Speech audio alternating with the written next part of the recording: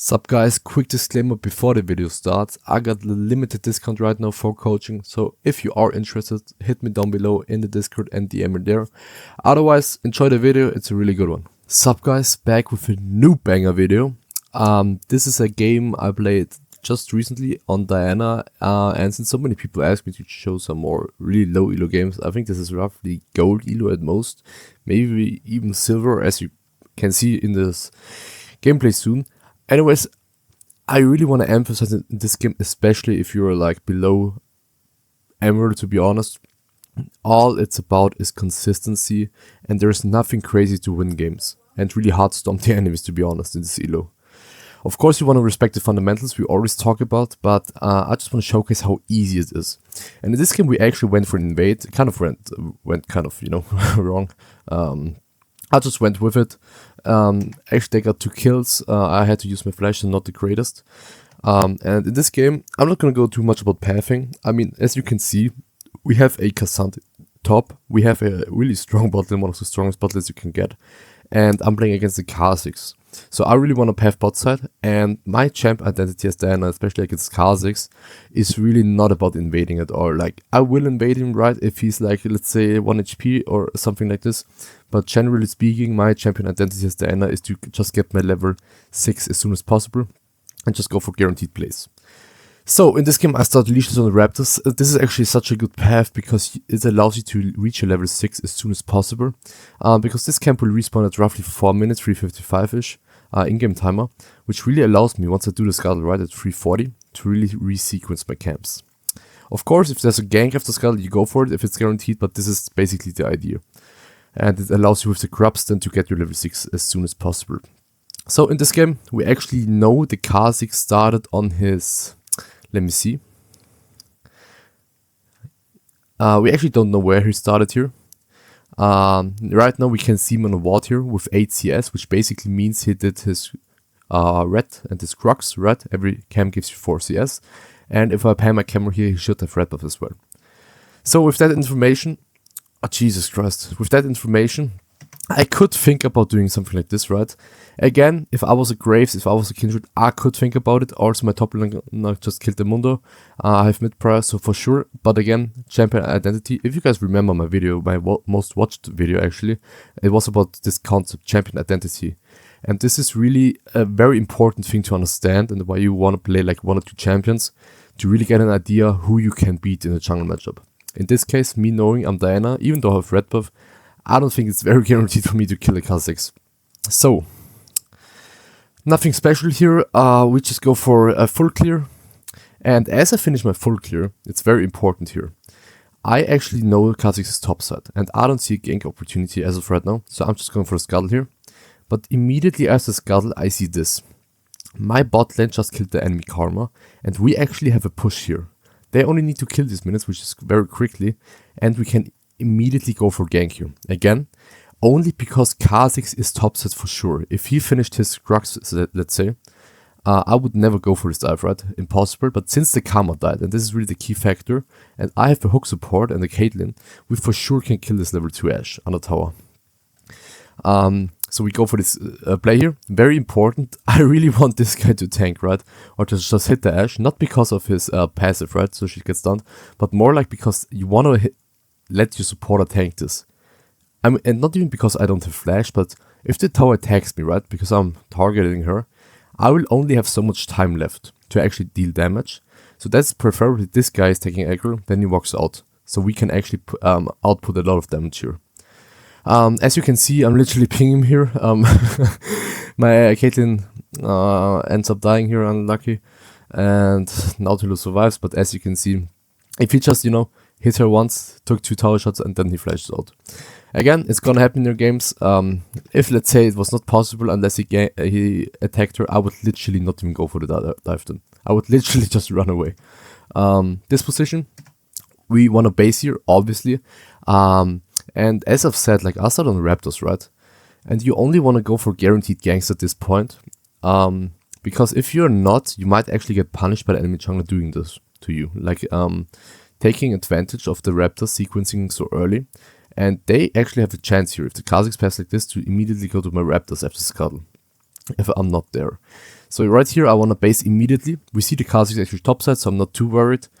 Actually, out of base is still topside here. So I'm immediately pathing to my crux. Again, guys, if we saw the kazix somewhere over here, right, I would immediately go like this, because I don't want him to get this camp for free. Since he's not in this position and he was over here, I want to sequence my camps like this now. So, doing that, nothing crazy, just clearing my camps. My top laner is recalling. My mid laner just pushed the Syndra out of lane. Again, nothing to do here. We know for sure kazix again, he started bot side. His Crux will respawn at 420, this will respawn at 440. We could think about this, but he most likely already based, and this is not a guaranteed play, right? So, looking at this gameplay here, I'm just clearing my camps. And at this point, I would usually do my Gromp here. But again, I can see mid lane here. And I actually have, again, ganking Fury, guys, HP, Wave State, and Summoner spells. So in this case, I believe she didn't have flash. And also if I look at this wave state, and I have a Yone who's a very good gank setup with his empowered Q, we can for sure go for a kill here. And it's not like I'm weak, right? So even though she's high HP here, I think this is a very guaranteed play to go for. And it's not like I'm losing out on much here. If I had my entire camps, like my entire jungle up, this would be kind of questionable. But it's only my Gromp here, and I think there is a very high chance of a kill. Again, you only want to gank a lane if you can kill a lane. Because if you don't kill a lane, you might as well just do your camps or anything else on the map to generate golden XP. So that's what we end up going for. Again, wave state very important, and our damage output. In this case, actually, the Yone misses his Q, which is kind of bad. We still end up killing her, just chasing her here. Now the Kha'Zix, as expected, he was bot side. So best case, you actually ping the enemy jungler out. So maybe your teammates don't die. But again, no matter which elo, they will still die regardless most of the times.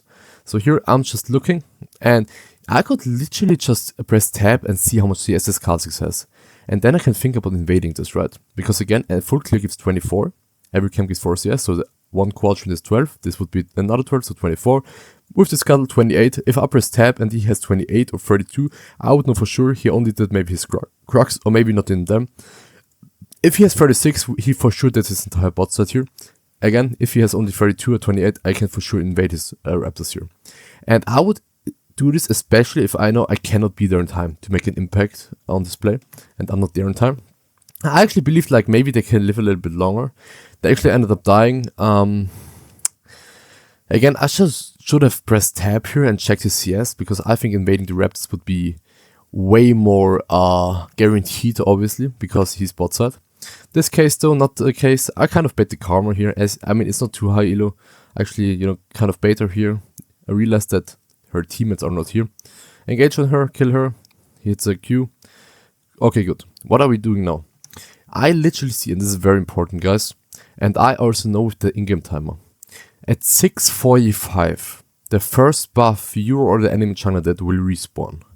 And me knowing it's 6:20, I can literally just think about going like this. And I literally see that this Kha'Zix, and sorry for repeating myself with literally, but I see this guy is in kill range for me for sure. I'm full HP, I'm actually not that weak. I can for sure kill this guy. So that's what I'm planning to do. First of all though, I secure the grab here, because the buff hasn't spawned, his red buff. After the grab, I immediately go here, and this is a big mistake. I was kind of autopiloting in this game. I actually hit this. I don't have to hit this. I know he has to be here. And if he's not, then I get this for free, right? And you don't want to tell enemy jungler, hey, what's up, bro? I'm literally invading you, right? So the entire enemy team can collapse here. That was not the case here. And he literally runs into me. And I'm saying literally again, whatever. But I see Ashes over here. Karma might be somewhere over here. But I think I have enough time with my mid lane prior to make a play here. Again, though, hitting the blend is so bad. Because if he is actually good, he might just run away. And then it's kind of, you know, an iffy situation. So, in this case, again, it's not too high elo. You can get away with this stuff, but it's very bad, actually. Here, very important, I used my Q as soon as he went over the wall, not before that. Because if he has flash like he does here, he flashed over the wall and using his E, I would not be able to catch him. But I used my E like a flash here, and now I'm able to kill him. And all of this really stemmed like from this decision here. I already knew at this point, looking at the timer, it's 6:15. Kha'Zix is over here. I mean, at this time here, 6:20. Kha'Zix is here. By his body language, he is going to his bot side here. And I actually see him trying to go for the grab here. I show here. I just wanted to get the grab. Again, I kind of want to get level 6 as soon as possible, but I know for sure now I can contest him on his red buff. Again, we killed the supporter, my mid lane has prio, and kazix is literally 1 HP. So, going for this play, ended up killing him. And at this point the game is really over for him, to be honest. Because like, what is he gonna do? Like, I'm at the point now where I'm so strong and I have such a big lead, and I also got my level 6. So I kind of got away with this early game in a pretty decent spot here. Here again, guys, very important. I believe I go for dive here. The reason for that is, concept again, as soon as the enemy jungler is dead or you kill them, you want to think how you can punish him.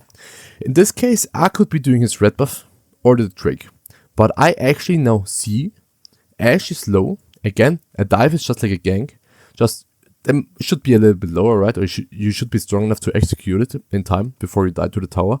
I see my bot lane literally shoving in a wave here. I have a Nautilus, and I'm Diana. I just hit level 6. So I'm tremendously more powerful here, and I can for sure dive this and get a kill, because the Kha'Zix is literally not here to protect him. So, noticing that I can go for a dive here, I do. As you can see, I mean, this is mechanical stuff. I just walk in here, and Ashe trying to get away. Again, if the Ashe runs away, we just dive the Karma. In this case, though, she goes in. Using my R, just killing her, knowing she has no flash. Very easy. Again, though, enemy jungler died. I would have gone for his red or maybe the Drake, but in this case, a dive is way more impactful for the map state. So, killing her, very nice. At this point, I want to base immediately. I don't even care. I would base just here, honestly. Like, you don't have to run in this bush. kazix saw you here, right? I want to base and spend my gold, though. Very obvious play in this position, but some people might say, even if the kazix was topside, I would never go for scams at this point. I would just want to base and then maybe think about stuff like this. Because gold in the bank doesn't get you any stronger. And at this point, if I just base now, take my camps, and wait till my R is up, I'm gonna be insanely strong. I don't think it's too hard to recognize that I should base here, but just so you understand the thought process. Again, this is very basic, fundamentally sound jungling, and nothing too crazy. So in this position, we actually knew kazix was topside, but I'm not going for crops. Very big mistake. I don't have my R, and even if you look at the scoreboard, so many people would just try to contest this. I don't really care if he gets crops. Like, it's not even like he's a split pusher. For me, crops also don't mean too much, and I just want to get my camps off the map. Then I can possibly look if my top lane has, prio, or my mid lane. But if that's not the case, I'm totally fine with just pathing bot side again to my win condition. Just dump even harder the game, get Drake, get his camps. So that's how you have to think about it. You don't have to worry about losing grubs here, even if he's getting all free. Like, what is that going to do for him? We are so strong. If I just take my camps here and then the Drake and stack Drakes, and play with my winning bot side, the grubs will not mean anything here. So even if I could get 1 or 2 grubs, I really want to get my camps here.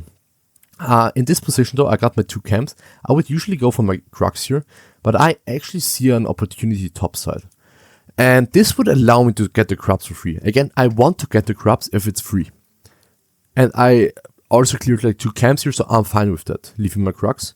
So, by me killing this top laner here, I can for sure take the crops and completely out-diff, whatever you call it, like not give this kazix any room to breathe and get back into this game. So, we ended up killing this guy. Right now, we actually see kazix mid lane. So I would usually go for crops now, but actually my mid laner died and they have a supporter here, so no way I'm doing this. Like, I'm not even starting them. So in this position right here, I just go to my Crux, ended up finishing them, and immediately I catch the mid wave here because my Yone is not here in time, I believe. And I actually use my R here. You could argue I should just keep it if she has flash. I mean, it was kind of close, but I don't really care too much. I'm actually fine with her using flash. Not like my R cooldown is too long, And I mean, I don't think I should have used it anyway, so. But we are so strong. Getting a flash is actually fine, I believe. And just, creating pressure to get this Drake. kazix actually showed topside because he finished the grubs. So in this position, I'm just thinking about, okay, I want to clear my camps, sure, but if there's anything better on the map, I will go for this. So in this position, realizing, okay, mid lane, there's nothing. Bot lane, not really dive. Okay, go to my camps. So, doing my camps here, I immediately realized kazix is topside. If the enemy jungler is showing or is dead or anything, especially on the opposite side of the map, you want to punish them in any way possible, if it is worth. In this case, I see that his bot side camps are spawning, so instead of clearing my wolves here, I immediately go there. And this will actually set you up in so many good positions like you could not imagine. So in this position here, I literally see, okay, mid lane, killable, go there. So this was just adaptation, but basically the play was just to get his crops. His crops, what I'm saying, his raptors. So right here, again, he was topside, his bot camps haven't been cleared in a long time, just take this. And now immediately base. Don't go ever for this tower here. Like, we are not gonna get this tower in any time. So I just want to base right now, use my lead, spend my gold, and go for the next rotation. And as you guys can see, like, all of this game, this entirety of this game was basic fundamental jungling, identifying opportunities, kind of some mechanics, but not too much, honestly. That's really how we end up here. And even if my top lane was losing here, I actually managed to get 5-0. Like, all of this, I have 9 KP with this basic jungle playstyle. And it's 11 minutes. I literally have 1 kill per minute, honestly. Like, if you discount the 130 timer till my buff spawns. And all of this happened. My bot lane is so giga strong, my mid lane is so giga strong, because I just identified the gank opportunities and if it's worth or not, or guaranteed. So in this position, just clearing my camps, ended up killing the Syndra here. And I mean, I could go on and on. I think this game is already over. But again, we see Kazix here. My entire team is here. We killed the mid laner. I'm strong as fuck. I'm just invading him here at this point. Take his camps, kill the top laner, take a tower. And that's really how you use your lead. I mean, this was kind of, you know, a speed run for this replay. But right here, take his camps. He's here. He cannot contest me. Immediately, okay, all of them are mid lane. Just take this top tower. Kill the Mundo, take the top tower, and really push the pace of the game. In this position here, my team died. I could go for Scuttle, but Ash is literally overstaying. Immediately go for her, kill her, take the wave, take a plating. So you can really see how I'm getting this far ahead. Like 2 platings, a wave, and a kill. Like, it's crazy. This position, just adapt. And honestly, like, at this point, I don't think this game makes too much sense to review anymore. It's just a stomp. We get the Herald we use in mid lane. I actually died here once, like, this was so stupid. But as you can see in this game, we just end up going for the Drake. And the replay actually stopped at this point. But yeah, guys, that's basically it. There's nothing specific in this review. Just wanted to showcase, especially in Elos below Platinum or Emerald, all you need is a very fundamentally sound early game, and it will not even get to the mid game most of the time. Thanks for watching, guys. I'm gonna see you in the next one. Peace.